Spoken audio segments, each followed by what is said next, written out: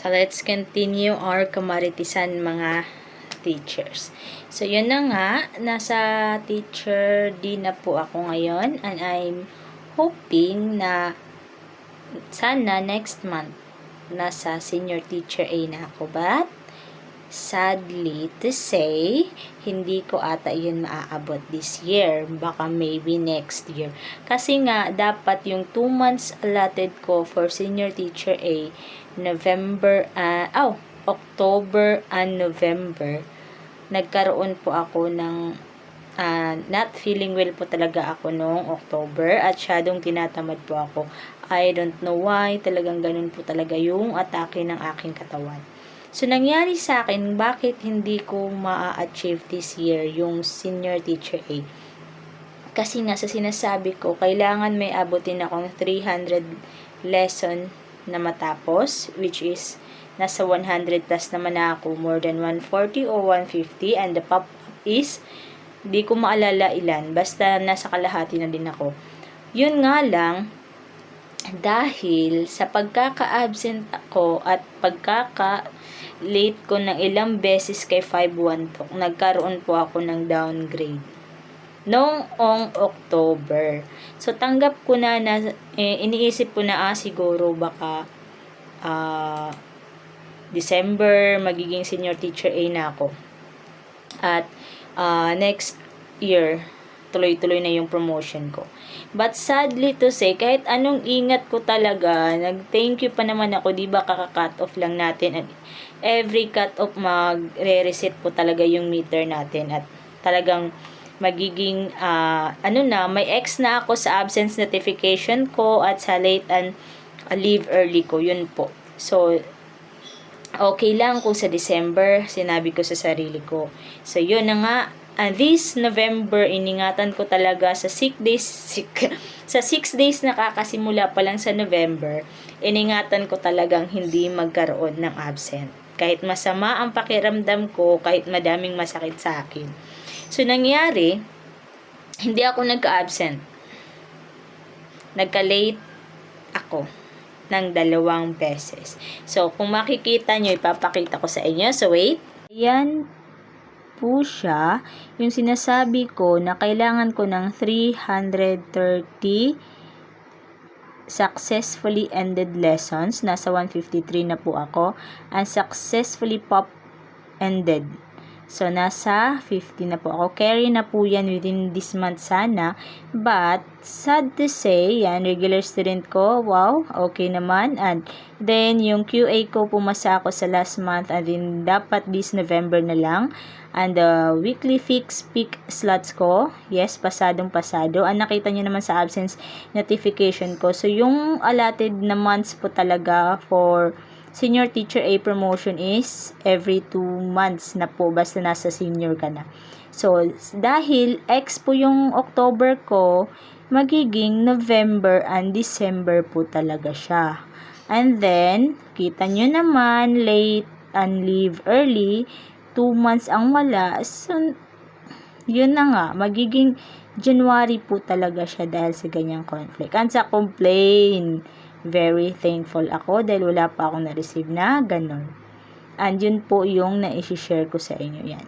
Nasa downgrade po ako. So, nakita nyo kung kahit gaano ko kaalaga sa portal ko, talagang pag minalas-malas ka nga talaga at ayaw mo na ibigay yung promotion na inaasam-asam mo, wala talaga. So, talking about promotion, and somebody or kahit na sino dito sa TikTok nagtatanong kung madali lang ba talaga yung promotion. Yes po, opo, madali lang po talaga. Yung pinakamahirap po is yung first step na gagawin nyo. Una, introduction video na napakahirap ipasa. Kailangan talaga sakto yung written at yung video mo. Kung paano mo pronounce, anong nadagdag, anong kinuha mo dun sa script mo, yun dapat yun. Yun na yun. And then, yung NBI po talaga. Kasi, within 4 months ng pagtuturo ko kay 512, tinuro, naging 4 months po talaga ang inabot bago ako na-promote to Teacher B. Kasi ganun po ako katagal na gumawa ng introduction video at kumuha ng NBI. So, maglalagay lang po yan dyan ng downgrade. Ganun lang po. Pero hindi ka matatanggal. Pag ginawa mo na yun at pasado ka, tuloy-tuloy na po yan. So, sa mga nagbabalak na yes, na higher rate, go na po sa promotion. And of course, please, iwasan yung complaint and bad evaluation. So, and then, sa experience ko about dyan sa BE na yan, 1 to 3 months ko po talaga, grabe yung BE na na-experience ko. Aminado po ako, hindi po ako ganun kagaling. Nasa 40% pa lang po ako nun. That time na nagsisimula ako dito ka 5-1 talk. So, kaya ang dami kong nare-receive na BE, yung pronunciation ka daw, tick local daw, yung ganun. So, nung una first, second, let me say 1 month, nasasaktan ako, nahe-hurt ako kasi dinidibdib ko, like, hindi ko tanggap, hindi ko aminado na totoo naman talaga. So, sabi ko, wow, ang sakit naman. Tapos, sometimes, naiiyak ako, like, grabe naman nila, ganito, ganyan. Which is naman, na totoo talaga, kaya nasasaktan ako. Pero, the time come, na, kinausap ako ng partner ko na, wag mong i-take as negative comment ang mga yan. Gawin mong positive kasi makakatulong yan sa'yo. So, yun na nga, inuunti-unti kong tinitake yun. So, kada tapos ko ng klase, mga teach, tinitignan ko talaga yung student feedback. So, pagkakita ko, may BE. Ito yung sabi niya, lack of teaching aids or basta something ganun, not good at pronunciation, basta mga negative comment mga BE talaga na evaluation. So, kung ano yung BE na nakalagay doon, yun yung gagawin ko sa pangalawang klase ko. Bali, yun yung i-improve ko. Not only sa the second class, the whole class, the whole day, the whole month, hanggang kailan ako dito kay 512. So, yun yung ginagawa ko dyan. So, wag kayong ma-hurt, gawin nyo, gawin yung positive yun. So, kung para sa kanila kulang, hindi maayos yung pronunciation mo, ayusin mo. Kung wala kang teaching aids, kung hindi ka engaging, ayusin mo. And then, boom. After noon, 1 month lang talaga ako naka-receive ng mga malalang BE. Kasi aminado naman talaga ako. So, ang ginawa ko, umattend ako ng mga webinars, nagbasa ako, nanood ako sa YouTube, and finally, within 2 months. I mean, meron pa naman ako mga mali-mali. Mapapansin nyo na naman, kasi Bisaya nga po ako at tao po ako, di po ako perfect. So, yun. Sa pagpa-practice ko, kasi gusto kong talagang ganon, yun po. Hanggang ngayon, wala na po akong bad evaluation na natatanggap. Super po, nakatulong. So, there's a room for improvement po talaga. Kung gugustuhin mo, makakaya mo.